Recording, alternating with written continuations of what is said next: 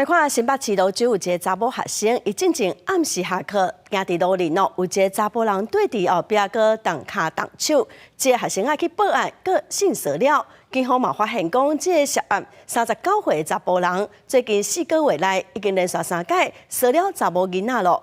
这个查甫人昨晚互检方拘提到案。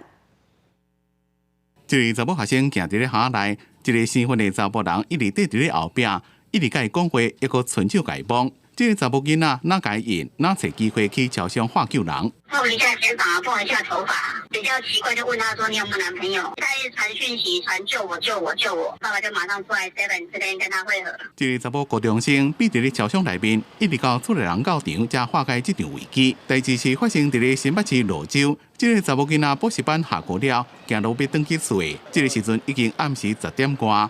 拄到一个新婚的查某人缀伫咧后壁，一直甲伊问东问西。查某囡仔老爸带伊去派出所报案，讲要告对方性骚扰。伫这群4、5月，合过的警方拢接到报案，涉案的39岁姓尤的查甫人已经连续第3遍缀伫咧查某囡仔后壁一直讲话，伊几多遍拢讲有一直去看医生，毋过就是无法度控制家己的行为，大家拢被限送。验过检方几多遍传唤，伊拢无到庭。30警方甲人具体到案，伫信后无报请回。要再去更陈述他的一些问题点，然后接受这些专业医疗的评估，然后视他的状况，其实要进行一些辅导跟治疗。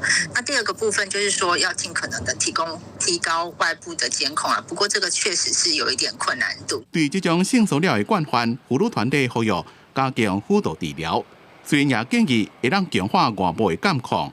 但是也讲，亲像司法机制要介入，伊完全看案情的轻重来决定。记者综合报道。